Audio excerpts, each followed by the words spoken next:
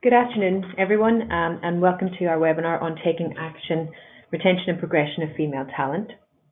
It's a great pleasure to be with you today. We've had a really high number of registrations, our highest yet actually for this webinar.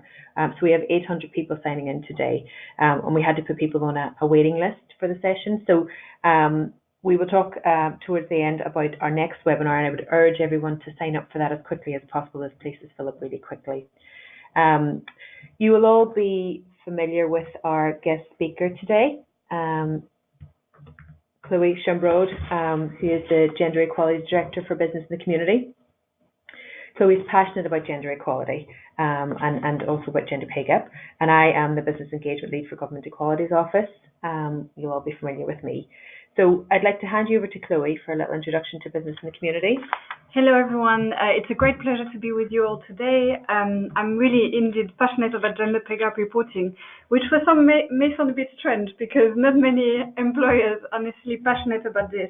But actually I was reading an article yesterday which showed that 93% of businesses are taking action to close the gender pay gap compared to 62% last year, which I thought was extremely encouraging and really shows that gender pay gap reporting has shone a light on the problem, and now we are looking to address it. So to give you a bit more background around business in the community, we are the largest responsible business network in the UK with over 35 years experience, almost 30 years for the gender campaign, and we work with more than 200 employers from the private and public sector, including FTSE companies.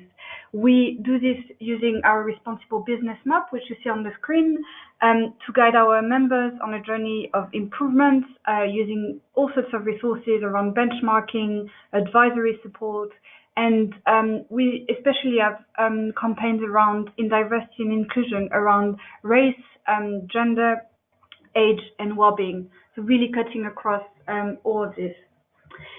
So we cover a lot of issues, as I said, and I'm the Gender Equality Director working in workplace, but we will talk about the intersection and how it's very important to consider age, ethnicity, etc. as we are talking about the gender pay gap, because, for instance, older women tend to have higher pay gaps compared to younger women, etc. So we will be touching upon this. Yes. Thank you, Chloe. Thank you for that introduction. As we've already established, I represent the Government Equalities Office, and we work towards an inclusive society and putting an end to discrimination in 4 key areas, really, which you'll see on the screen here, and one of which is the gender pay gap, which is the overall theme of our webinar today. You'll have heard me say this in previous webinars, but it's important to stress this again. The gender pay gap is not an equal pay issue. Gender pay gap is the difference between the average earnings of men and women expressed in relation to men's earnings. And a lot of you will now be thinking about reporting your GPT figures and developing your action plans and narratives. So this is just a little reminder of the deadlines. This is our public sector deadline on the 30th of March and our private sector deadline on the 4th of April. So if I hand you back to Chloe, actually, before we do that, just a quick look at the programme for today's webinar. These are some of the areas that we will cover, and we will have some employer case studies actually for most of these areas as well. So now I will hand you back to Chloe to talk about workplace culture. So yeah, we want to make it very practical for you so that you also have examples of things you can do. But first, I would like to start talking about culture, because when we talk about retaining female talent, ultimately, what really keeps employees in an organization is the culture. And as much as you can have, policies in place and rules, etc., it's really the behaviors that will make a difference. So to give you an example, when I started working at Business in the Community, we have a really good flexible working policy, but we also have a really good culture. And one way in which I was made aware of the culture is one night when I was staying quite late. I was still working at my desk at around 8 p.m. and one of the senior leaders who was in the organization left. And on his way out, he told me, "Why are you still here at this time? Do you really need to be here?" And to me, that was a real illustration that even from the senior leadership and from the top of the organization, it's not encouraged to stay at your desk. And I felt this was really interesting. So what I meant to say by this is culture is just a sum of our behaviors, and it's very important that you are aware of what's going on in your organization, because you can have great policies in place. For instance, 96% of employers have a policy around harassment, but then it doesn't translate into the lived experiences of the employees. So it's very important you understand this data, you capture it, and you break it down by demographic to find out what's happening and for which groups. So that's really just to say, in order to manage this, you need to know it. So we've got a small question for you here that we would love your input on. Yeah, we would just launch a poll, which you will see on your screen shortly, with some questions. So the poll is, how does your organisation measure employee feedback? Sorry, just some logistics there. You should see it now. So the poll will be open for a few seconds, and you can choose multiple responses there. Perfect. And we will get back to the results in a few slides to keep the suspense. So it's very important that you find out about your employees' experiences. And we find there are two really good ways of doing this. And actually, we support employers with survey design or focus group facilitation and data analysis around this. Personally, it's been one of the most insightful thing to be in a focus group with women and men, for them to be able to express what's happening in the workforce, in the workplace, and to find out more about their experiences. So I would really encourage you to ask your employees how they feel about the organization, because that provides you with data you often cannot get through surveys, which are maybe quite dry or can be, and to have sort of a lot of color into what's going on in your organization. So yes. The other thing I would really advise employers to do is to talk to your employees. So it's really important to find out what they think and what they are experiencing in the workplace, but also very important to talk to them.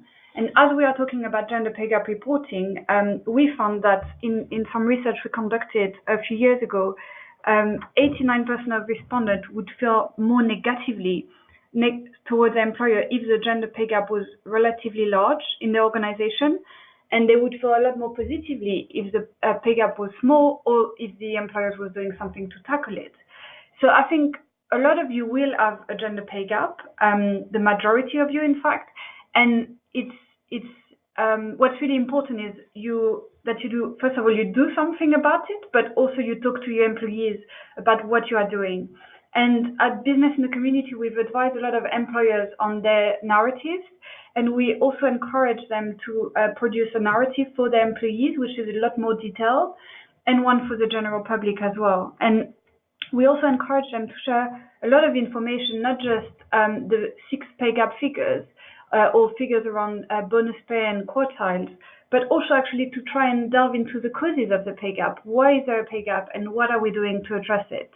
And for instance, at Business in the Community, we had a webinar where we were informed of our gender pay gap, and we could ask questions. So try and make it very transparent and open and more of a two-way conversation so that employees can also ask questions. I think I would agree with you there, Chloe. I mean, we are really encouraging employers to develop action plans, and actually we're running a webinar on developing an action plan and communicating your narrative on the 27th of February, which we've just mentioned, and a link to that will go out in the follow-up email to this. But I think it's really, really important that senior management are seen to be communicating with employees on how steps are taken to understand the gender pay gap and what the actions they are taking to close that and showing that level of commitment. And also just to say that, of course, a lot of employees are still confusing equal pay with gender pay gap reporting. So even just sending a brief to your line managers across the organization to explain what the difference is so that they don't think they're being paid less than their male counterpart for the same or similar job. Agreed. I think we'll have a quick look at our poll results here. So 86% of you voted. I think I can actually share these results with you. And really promising, actually, that 82% of our participants today actually carry out employee surveys. and focus groups, 39%, and 79% carried exit interviews. That's really promising results from that poll, and it shows that actually they provide very good opportunities to communicate with employees on these issues. Absolutely, and I would stress again, the importance of talking to the employees through focus groups, and often it's better when it's not done by the human resources team directly, because people may not feel as able to share, because that really gives you insights into the behavior that are happening in the organization and why women may not feel like staying in this organization. And the next slide is about inclusive leadership, and I think it leads on really nicely that it's very important to have diversity in our business, in our teams, but it's also really important that we have inclusion, because inclusion is really what will keep your talent in. And it's one thing to have diversity, but it's very important that people feel included in your organization, in the team that they are part of, etc. So our research on inclusive leadership found that more than 80% of employees, who have worked with an inclusive leader are more motivated, productive, loyal, and more likely to go the extra mile. 80% of employees who worked with an inclusive leader. So inclusive leadership is really important. Obviously, it's great if your leaders and the top of the organization is taking it on, but I would say inclusive leadership is really for anyone, for all of us, for line managers. But obviously, when it comes from the top, it sends a really strong message. So we have created some practical tools that I'm not going to go into in too much depth because we don't have time, but I'll give you some example afterwards. And you can also download our 10 questions to ask yourself around inclusive leadership. And we've got also a 5-point framework for inclusive leadership that sets out practical activities you can do in 5 stages and to really embed inclusive leadership in your organization. Thank you, Chloe. And as you're talking there, that strikes me about the report I read from Google yesterday, which looks at the what makes up a successful team and psychological safety and feeling included and feeling, I guess, safe and confident to put your views forward as part of a team.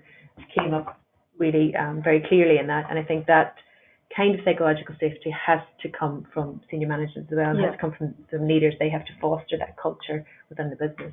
Absolutely, and psychological safety is also being able to express yourself and be a whistleblower in some cases, and contribute your ideas, your creativity, and everything to the team and the business, obviously. So, Tara, I would really like you to tell us more about what Sky is doing. So, Sky is actually sitting on our gender leadership team. They've done some fantastic work around gender equality in the workplace. In fact, last year they won our Game Changer Award for their program called Get Into Tech, which got women to train or to become software engineers, etc. So I would love to hear more about what they've done around inclusive leadership. Yes, brilliant. And Sky are a great example of this. They are doing a lot of activity around women in leadership and women, getting women into tech, but they're really role modeling inclusive leadership, I guess, at all levels. They have a very ambitious vision for 2020, so to be admired as the industry leader in the UK and Ireland for inclusion, both on screen and behind the scenes. And as a part of this, and a part of achieving that ambition, they recognise culture to be a big part of driving that change. And they want fairness and equality to become business as usual. And to do this, it required a change of mindset across the business. So inclusive leadership was a key factor to the success and the changes that they are actually seeing and the successes that they've had to date. So Tamara Kay is the head of Women in Leadership for Sky. And in her official role, women in leadership role, she helps drive the Sky's diversity and inclusion agenda, as you can see here on the slide. But she also firmly believes that leaders must share their experience and role model change to inspire action, and she does that herself. And when we discussed what inclusive leadership means at Sky, she was very frank in saying that leaders must set the example. They must act as agents of change and embody the change to develop the culture of the business into one where fairness and equality is business as usual, as we've already mentioned. It's time for leaders to role model that change. She regularly engages with business leads on the diversity and inclusion working groups, both to listen to them and talk through the barriers that they may be facing in achieving this change, but also to share the experience of her and her team and show support and act as a catalyst to help those changes and help the business move along that path. We talked about flexible working. Tamara herself works flexibly and feels it's important that she sets an example for her team and the business to show that she can leave at 4 o'clock to pick up her daughter from school, but still deliver. And I think that harks back to your point, actually, Chloe, about the culture and senior leaders embodying that culture. We also talked about it being important that both men and women act as leaders of change. And she was frank in making the point that we don't view flexible working simply as a tool for mums to go and pick up their children from school or to go to the nativity. Dads want to do these things also, and actually employees who don't have childcare commitments have other activities outside of work that they would like to be able to participate in fully, so that they can achieve, I guess, balance both in and out of work. And again, this culture must be modelled by the senior leaders of the business. And in fact, another example is Marks and Spencer's. Part-time working is available in M&S at all levels of the business and is actively taken up even at director level. And they're very keen to stress that it's not just offered to women, and it's not just women who actively work flexibly. 79% of females in M&S work part-time, 61% of males in M&S work part-time, and they have a very low gender pay gap at around 3% as well. Yeah, I think for a lot of women, sometimes senior leadership can seem off-putting when it's linked to very long hours. Not just women, actually, a lot of men. Mm-hmm. And the more the millennials get into the workforce, the more it is true. And actually, most people across the board, no matter what their age is, are really wanting to get more of that flexibility. Not just flexibility for the business, but flexibility for the employee and what it means as well for their well-being. So absolutely. Agreed. And many surveys show that actually employees' well-being is linked to the performance and output and the success of the business.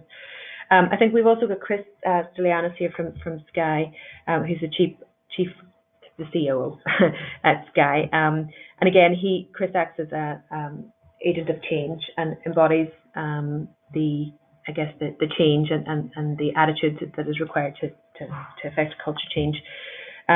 He encourages flexible working within his team to create a culture which is focused on output instead of input. And he works flexibly himself and offers part-time contracts and actively champions women within the business. He sponsors 6 women within his own business area, two of whom have been promoted to senior leadership. And he also acts as a role model to drive change externally outside of Sky as well, across the industry. He sits on the Women's Business Council and has signed up to the Male Agent of Change programme there, and constantly shares best practice with members of the Women's Business Council and also other industry leaders to really act as a public role model for driving equality across the industry. So I think both of those leaders really embody the changes and the required to affect this culture changes. So let's move on now to find out what are some key performance indicators for inclusive leadership, so that we can actually measure it. So we talked about measuring employee feedback, but it's also important to measure progress and find out whether this is actually working. So there is no quick fix when it comes to embedding inclusive leadership, and it's really important to use these indicators to track impact and progress. What you could do is, for instance, use the 360 evaluations or all sorts of indicators around changes in promotion trends, promotion rates of men, women, underrepresented groups, etc. What we have also done is created a list of 10 inclusive leadership behavior. You can see 5 on this slide, which you can find online by clicking on the link in the slide, the previous slide. And we ask questions such as, do you mentor others? So Chris would definitely be an inclusive leader according to this checklist. Or does your team reflect diversity in its demographic makeup? If not, why? Do you challenge others if their behavior or action do not support inclusion and diversity? And I think the more we read about research on bystander, the more we realize how important it is not just to show inclusive behaviors, but also to call out inappropriate behavior. And it's really important as well to tackle sexual harassment, which we will talk about in a minute. But would you like, Tara, to give us another quick case study before we move on to talk about bullying and harassment, which is a big part of the culture? Absolutely. And just back to your point on I guess, calling out and challenging behaviour. And again, I was in discussion with some of our leaders here for the case studies. You know, all of that behaviour has to be role modelled by senior leadership, and it's almost employees need to see that it's okay to do and to behave in those ways and to call out that behaviour, and then that will follow through the organisation. So Graham are another example of inclusive leadership. They call it fairness, inclusion, and respect, or FIR, is very much ingrained in the culture of the business, and it's embodied by senior management. And the approach that they've worked to develop to ensure that inclusion happens right across the business. They have 100 sites and offices across the UK and Ireland, so it's a massive project that they've undertaken, but that's been rolled out across all of these locations and sites. They have developed a FIR charter, a fairness and inclusion charter, which will shortly be signed off by all 5 of the senior executive team, and this will be communicated to all employees and also to all stakeholders and all kind of contractors and partners. There are many good points in the charter, and you can read these when you get the slides, but one that I wanted to, I guess, particularly focus on is having a clear governance structure to manage fairness and inclusion, encompassing executive leadership, manager training, collaboration with all communities and clients, dedicated FIR champions, training for all employees, and role modelling within the supply chain. So I guess the approach at Graham is that from senior leadership down, this is a responsibility of all managers at every level. So when it comes to embedding fairness and inclusion through the business, it's the manager's responsibility to take ownership at the project level, and a lot of effort and activity is focused on all managers getting it, so getting what fairness and inclusion is, getting why they should be doing it, and becoming champions to drive this across the business. And they were empowered in many ways to make it a success. So they have ongoing training and support to help them take ownership for the high standards of FIR that are expected from the business. And they have specific training on inclusion and unconscious bias and leadership training as well. And there's representatives throughout the business who, I guess, regularly engage with managers to help support them. And I think they've seen great success. There's been a number of initiatives that have come from the support for FIR at senior management. And I think one of the best statistics I can see there is that Graham operate in the construction industry, and their female turnover is 400% less than the industry average. I think it shows that the focus on inclusion at senior leadership is paying off. So I would like to talk about a really interesting topic here, which is bullying and harassment, because we did a huge survey a few years ago called Project 28 to 40. And what was really interesting was that women said that addressing bullying and harassment was the most was the one thing they really wanted to see. Yet we haven't seen many talks around actually how do we make that happen in practice. And even if we have had Me Too, I feel like we haven't actually employers don't necessarily know how to make this happen. So I wanted to give some recommendations here. I mean, first of all, I would like to highlight the fact that when we look at bullying and harassment, even though we could put all women into a category, actually, when you look at different categories of women, we find that Black, British, African, and Caribbean women are a lot more likely to encounter it. Also, bisexual women, women with disabilities. And I think that really, really links to the first slide we had around understanding your workforce and your employees and monitoring it and breaking it down by demographics. Because actually some women may experience a lot more issues than others, and it's really, really important to be aware of this. One of the terms that we sometimes use to talk about it is intersectionality, which can sound a bit difficult to understand, but basically intersectionality comes from intersection, which is basically when the road of gender crosses the road of ethnicity. And if you are, for instance, a Black British woman, you are more likely to experience bullying and harassment. That's all it means. So it's really important that, for instance, if you look at the sexual harassment in your organization, you're also able to look at the rates and see which groups are most affected. So if we move on to sexual harassment, which disproportionately affects women, but not only, a recent survey showed that 20% of men had experienced sexual harassment, and in fact 79% of them, these men who had been harassed, didn't say anything at all. So there is a real sort of omerta where people are not feeling that they can speak up. And when we did, so 53% of women have experienced some form of sexual harassment in the workplace. But if we look at the last 3 years, 12%. So what I'd like to say to employers today is it's happening in your business, whether you're aware of it or not. But it's better to be aware of it. And ways in which you can find out about it is obviously the surveys we've mentioned, but also in mostly focus groups where people can feel safe to talk, and for that often you need an external facilitator and someone who is obviously skilled to do that. So in terms of a recommendation, it's very important to communicate about the anti-harassment policy you've got in place. We know that 96% of organizations have it, but as I said before, only half of respondents in Project 28 to 40 agreed that their employer had good policies. So really, this suggests that there is a gap between the policies and the lived experiences, and only 1 in 5 women reported to the employer. So it's very important that we make it clear to employees that they can report. We provide them with tools to do that, and maybe the formal complaints doesn't necessarily work because women don't feel, confident reporting it to HR.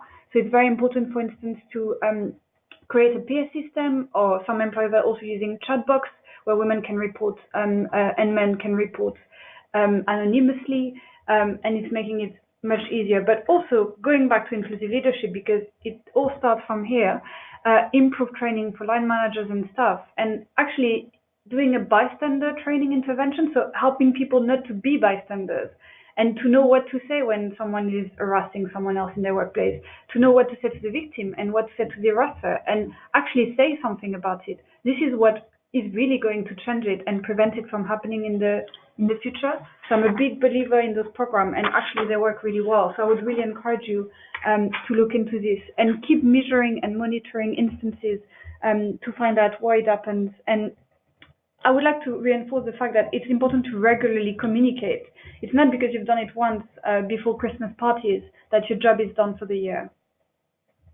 And I agree with all of that, and I think, Chloe, a point you touched on there about almost empowering people, to the bystanders, to act, and giving them the language to call the behaviour out is touched on in our next example. Creative Equals are a company that have developed an equality standard and work with clients to implement this throughout the business. The first step of the process is an equalities audit, which includes this question: have you seen any inappropriate behaviour at work that has made you feel uncomfortable? And in one particular company, it was quite a bad problem, where 25% of employees had indicated that inappropriate sexual behaviour and racist behaviour was rife. I think you can see here, the senior planner was introduced as a glamorous assistant, completely unacceptable behaviour. So when this was uncovered, the company committed to tackling the issue with a company-wide approach, and some of the actions that they are undertaken to tackle this are here on the slide. And I think, I guess, Chloe, this feeds into your point of using lots of different forums to allow employees to speak up. Perhaps a formal route is not always the best way forward. So looking at focus groups, role play, smaller groups, networks, peer networks, and also, as we said, give employees language to call it out, and actually act as a support for colleagues who may be experiencing sexual harassment. Talking about how it makes people feel as well, educating people as to why this is wrong, actually allowing people to be able to identify the behaviour as wrong, co-writing a code of conduct that everyone can own, and again, making all staff aware of the channels for reporting inappropriate behaviour, and visibility for the code of conduct throughout the business with posters and such like, and embedding this within the onboarding packs for the induction process as well.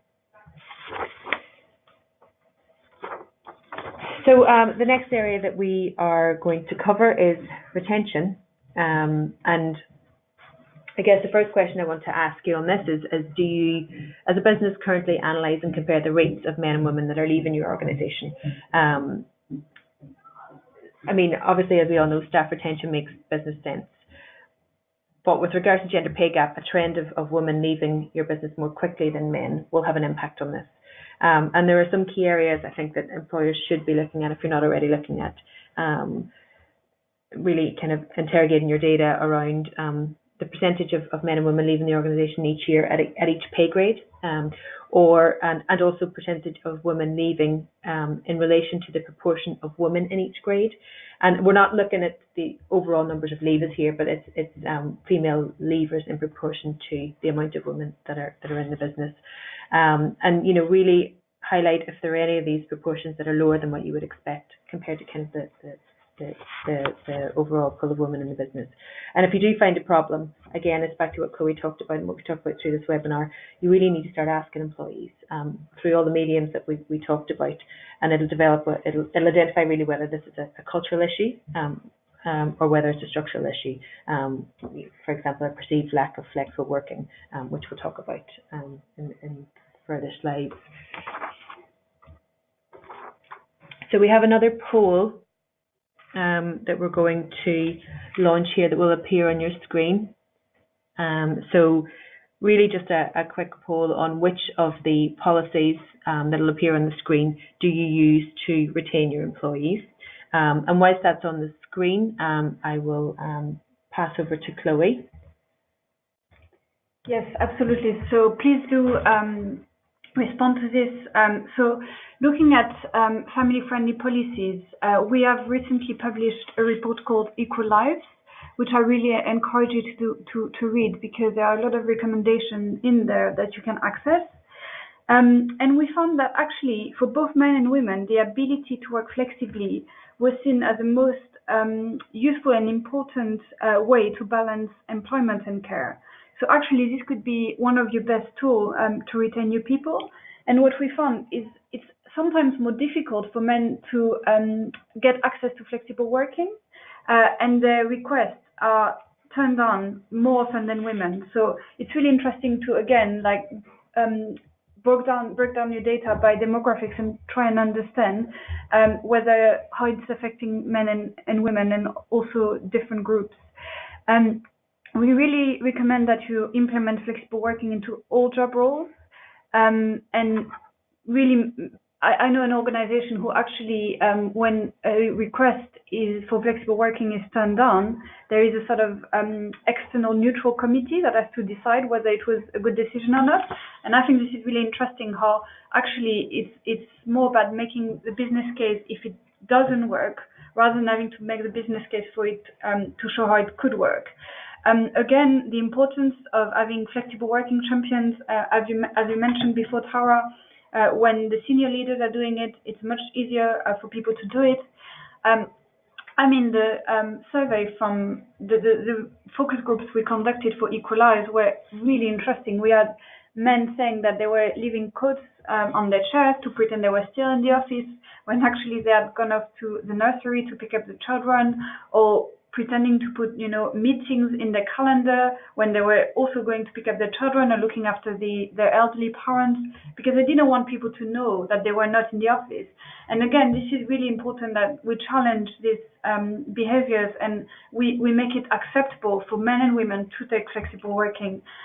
Again, monitoring it is really important, and that applies to everything. So, and I just to add in there as well, I think, and this goes back to the leadership and inclusive leadership that we just discussed. It's important that leaders have those conversations. It's not up to employees to come to them to ask for these for flexible working, for example. And really good practice is to put that and embed that within your staff induction for new starters, and even discussion at interview stages, which we've mentioned in previous webinars as well. Absolutely. So moving on, I just wanted to very quickly show you a brilliant case study by Deloitte, which they have a scheme which is in a way a form of really interesting scheme where you can take a 4-week block of unpaid leave, So for instance, if you wanted to run a marathon, or you want to look after your child or your parents, whatever you want to do, you can actually do it. And it goes back to what we were saying before, Tara, that it's not just for women. Actually, this will benefit the whole business. And there are actually a lot of partners at Deloitte doing this and taking up this scheme. And that sends a really strong message to the organization that it's okay to do that. And it's even encouraged because they will come back better people. Another example we had from the Equalities report, which you can find in the report as well, was Centrica. So Centrica allows individuals to match their annual leave entitlement with a paid carers leave of up to 30 days. So it means if you had to look for a person you're caring for, you can actually take quite a lot of days. In reality, employees are likely to take only about 3 days of paid matched carers leave each year. So actually 3 days is not that much, but in terms of having the confidence as an employee that if you really needed to do that, you could go on and look after your mom or your brother or whoever it is you're looking for in your family, you could do that. And I think that's really, really strong. Mm-hmm. So moving on, I just I really need to spend time on this slide. I mean, shared parental leave is so crucial. We know that if we give men the same amount of enhanced shared parental leave, if possible, matching it with maternity pay, that can really yield enormous results. So Accenture and Aviva have recently equalized their parental package. So whether you're a dad or a mom, it doesn't make any difference. You can take the same time off and you will be paid the same. And I think that sends a really, really strong message about how you see equality in your organization and that you want to give men and women the same chances, not only to be successful at work, but to be successful at home. And I would assume it's a really good recruitment tool because who wouldn't want to work for an organization who is, giving so much freedom to fathers and mothers as well, but especially fathers who don't normally get this enhanced pay package. It's also really important that shared parental leave can be taken at any point and simultaneously within the first year so that women and men are equally able to be visible during the time off. So that's also important to mention that the flexibility is very key. And again, back to pushing this point again, but role modeling that across the business for senior leadership as well, encouraging senior leaders to take shared parental leave. So I think we're going to have a look at some of our poll results here. Let me just see if I can share them on the screen with you. So really encouragingly, 93% of you offer flexible working in some form, and additional 68% offer additional flexible paid or unpaid leave. Again, like what we've talked about in the previous examples. 52% offer career breaks, 61% secondment opportunities, which is fantastic, and 89% offered shared parental leave. And I guess we haven't specified there that it's enhanced standards shared parental leave or enhanced shared parental leave, but I think that's really encouraging. Great to see so many secondments. Actually, we've had a few secondments at Business in the Community, and it's been absolutely really interesting and fruitful for us to collaborate with people from different organizations, public and private sector. Yeah. So do get in touch if you're interested in secondments. Okay, so the next area we're going to look at is progression. And I guess closing the gender pay gap does require helping women to progress at all levels. And really it's important that women and men equally can achieve to their fullest potential within the workplace. So I guess a question to ask you is there a difference in the performance scores received by men and women within your organisation? So if there is, the key areas to investigate to find out if there is really are looking at examining the performance management scores of men and women by grade where possible, and really look at the self-assessment scores separately as well. I think you'll touch on this point in a bit more detail, Chloe, so I'll leave that to you. But if there is a difference in self-assessment scores, management scores and overall performance scores, then there are some key areas that you need to look at. Again, the data is telling you something, and you have to find out why. Absolutely. And I guess we'll talk about this, but you really maybe would consider removing self-assessment from the performance management process. And you'll talk about that in a bit more detail, Chloe.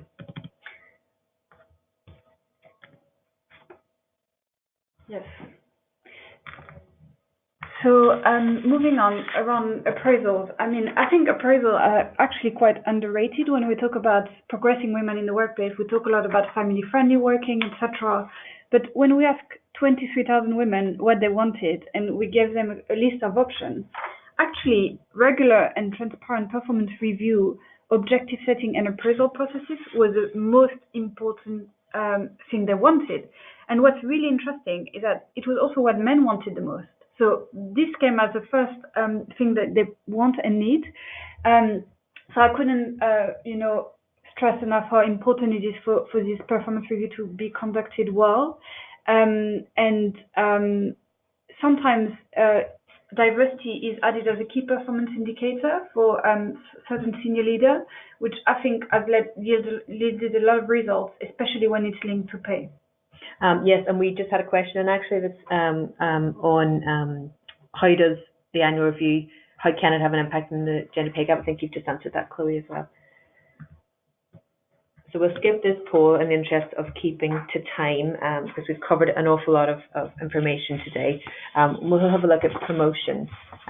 So I guess as a starting point on this slide, it's important to look at where the problem is, if there's a problem, where it is, and really some key areas. So have a look at the proportion of men and women that are going for promotion within your business, the proportions of men and women that are reaching shortlist stage, and the proportions of men and women that are being successfully promoted. And it really, ideally here, it's important that those proportions reflect the gender split in the pay grades below. And if not, then back to talking to your employees and finding out why. And I think that's your best source of information there. As we see in the slide here, promotions should be closely monitored through a gender equality lens, to learn more about each department's record in advancing women to different levels, and some key recommendations on here around basing promotions and selection of candidates for leadership programs on merit and performance rather than self-nomination. So I guess what we talked about already, embedding that into the appraisal process, talking to employees at every stage. Would you like to progress through the business at this point? If so, yes. If not, why not? And again, back to your recruiters as well, and ensure that they follow the same standard also. Brilliant. So that leads us to the end of this webinar. So I wanted to thank you all for taking part. Business in the community is working, as I said, with more than 200 employers, and we are growing. And please do get in contact if you have any questions or would like to get more support. We use all sorts of tools around benchmarking, resources, toolkits that are only for our members, to make sure that you have everything you need to tackle the pay gap. And we also offer support and advice if you want to write your narrative and share it with your employees. I will also just say a big thank you to Tara and Kamini Shonrai, who is our gender research and policy manager, who's supported us in creating this webinar. And we really look forward to hearing from you. We will send you an email with the details to sign up for our next and last webinar, and we really hope to see you there. Thank you, Chloe, and thank you for your really informative presentation today. I think it's given everybody lots of food for thought, and I hope you all find it very useful. We have had a couple of questions through, but we're right at time here. So what we'll do is we'll collate those and we'll come back to you on that. A couple of questions on will the slides be available? They will be, and you will get a link to the recording in the follow-up email, which will go out tomorrow, as well as a link to our next webinar. So again, I will urge you to sign up quickly, because we expect this to be very popular as well, given the proximity to the reporting deadline and the topic on developing an action plan and communicating your narrative. So thank you very much, Chloe. Thank you, everyone. Thanks. Have a lovely day. Bye.